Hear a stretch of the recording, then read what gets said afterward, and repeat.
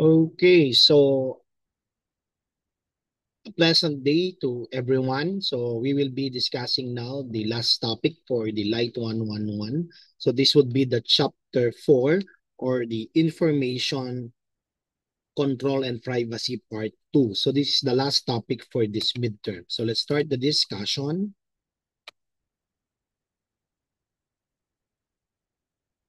Let's start first with the information overload.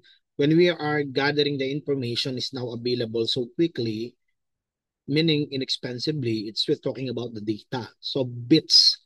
So 8 bits equals 1 byte, and the bytes is composed of kilobytes, megabytes, up to the gigabytes to terabytes. Then we have the zettabytes, petabytes, and the yottabytes. So particularly, these are the data sizes bits of computer system.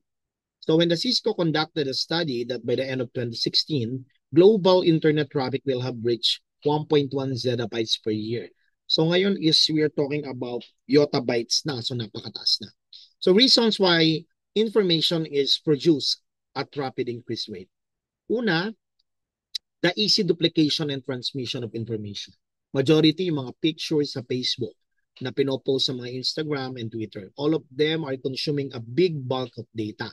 Second one is the increase in communication methods. So malaki na yung mga file size like sa mga smartphones, can do what the mobile phone for the SMS, computers, emails, yung tinatawag nating cloud computing and including cloud storage. So all of them are bulk mass of data ang ginagamit.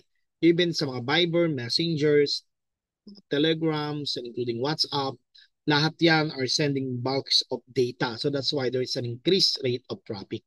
And also, we have the growth archives of historical information. Yung mga print or hard copies are now being replaced by digital ones. So nagkaroon na ng database management system. Nagkaroon na ng mga database for this electronic digital files that needed to be stored sa mga cloud servers, mga capacity ng mga end users, mga servers, yung mga library na dating may mga physical books, ngayon mga e-books na, mga journals, and including online resources. On 2018, the Global Digital Suite of reports from We Are Social and Hotsuite, the digital around the world in 2018, that the total population for the urbanization is 7.593 billion for the digital users. And majority of the internet users are 4.021 billion. It penetrate about the 53% of the total global population. There are also the active social media users, which are 3.196 billion or the 42% of the total global population. Yung iba naman gumagamit ng mga unique mobile users, majority cell phones are 68% of the global population. And the active mobile social users through social medias are 39%, or the 2.958 billion of the total global population.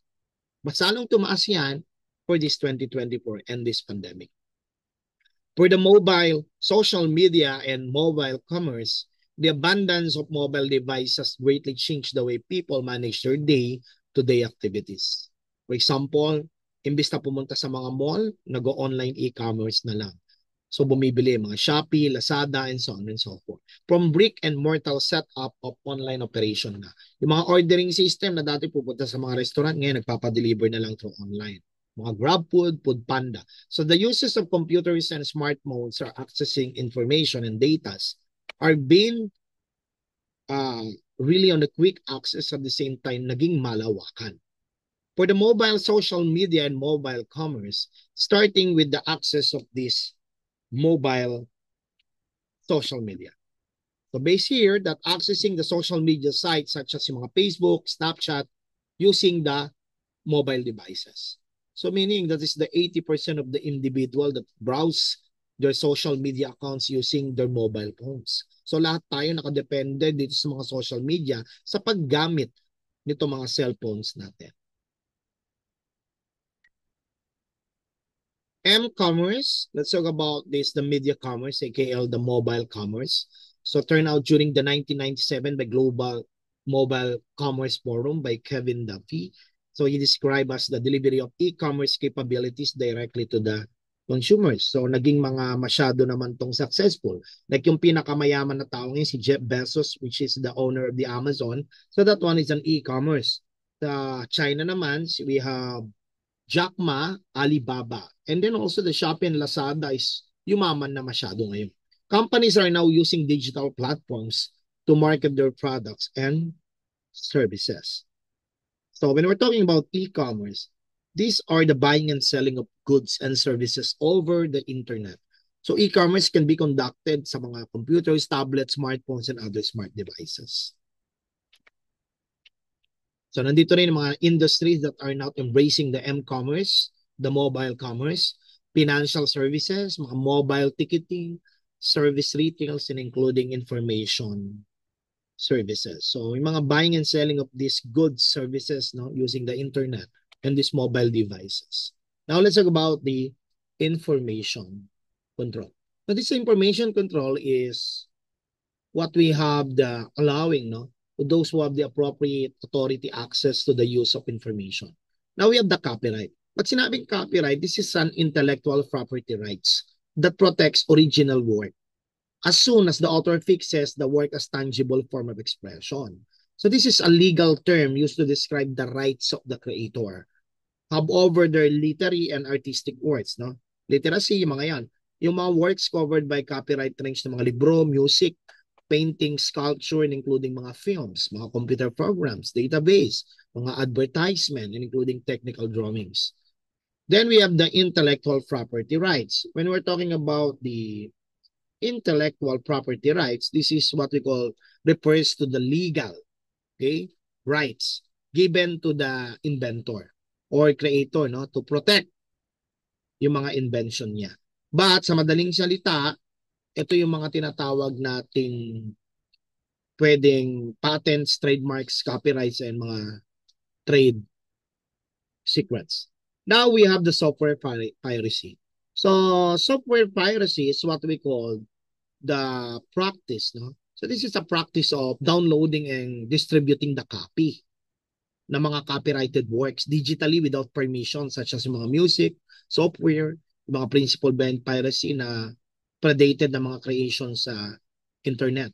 So this is illegally using of copying, mga modifying, distributing, sharing, mga selling ng computer software protected by the copyright law. So yung mga software pirate naman, sila yung gumagawa nun. Can be considered mga hacker. Then we have the fourth issue which further complicate the problem of information control. Unang-una is itong convergence. Technological advancement in social media have been fake. Yes, nawala na yung mga CD and DVD because of we have now the playlist like yung Spotify. Napakarami na, no?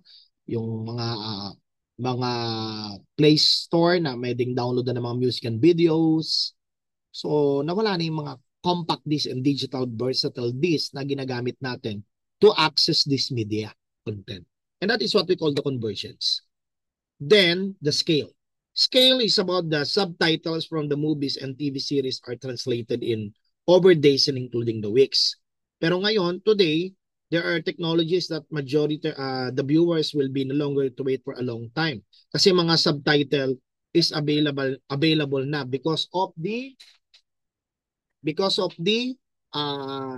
what we call the artificial intelligence.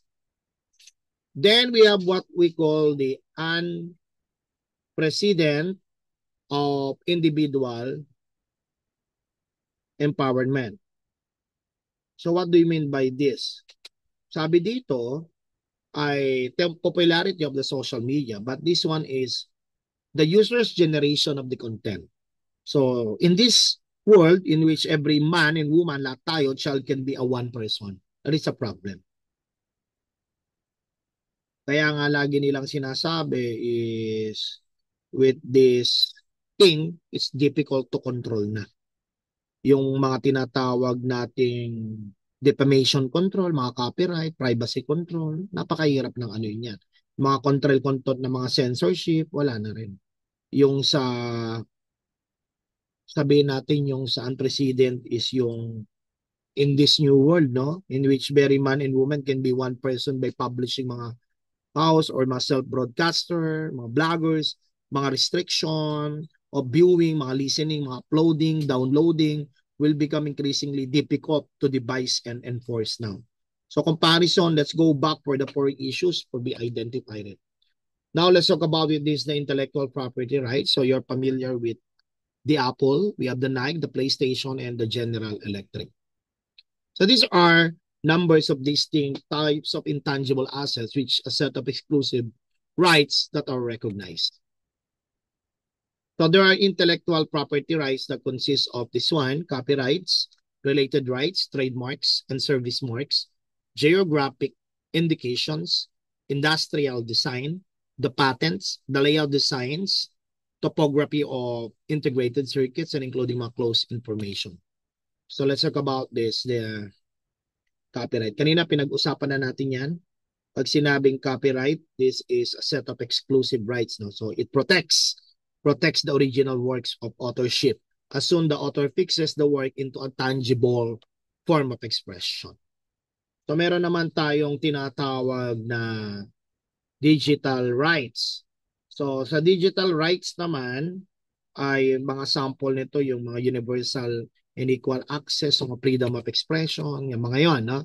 Tapos, pag sinabi nating mga digital contents in through computer form, so yan yung pinag-uusapan natin dyan. Kasi the era of digitalization, yung mga law dapat ini-implement na yan sa digital rights eh. Closely like the freedom of expression and privacy are those that allow people to access, then used to create mga published digital media as well as the use of mga computers, yung mga yan, no? And other electronic devices for communication networks. Then we have the DRM, so Digital Rights Management. So when we're talking about this, these are the use of technology, no, of controlling and manage the access of the copyrighted material. So meaning to taking control of the digital content away from the person who possess it and handling it with the computer program. So this includes the copying, printing, editing. There are techniques to access reproduction of online. Unang-una yung tinatawag nilang encryption. Pag sinabing encryption is about converting the data. But in cryptography, encryption is the process of transforming the information in a way that ideally only authorized parties can decode. Kaya mga encrypted may decoding. May encoding and decoding. So this process converts the original representation, no, nung tinatawag nating information known as mga plain text, yung mga yan, nagiging alternative form din ng mga ciphertext kung tawagin. In some encryption in cryptography, so serves as the mechanism para ma-ensure natin yung confidentiality. Kaya yung iba gumagawa ng mga serial keys. Ito yung mga tinatawag nilang product keys or software keys.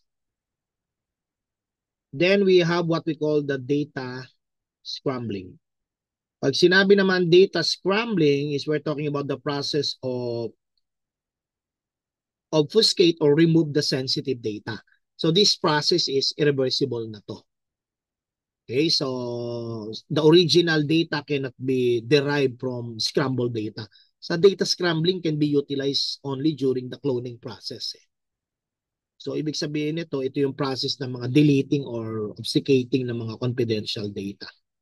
So sa madaling salita, scrambling is the term for ascending step terrain using one hand to assist hold the balance of the data na tinatawag natin, no?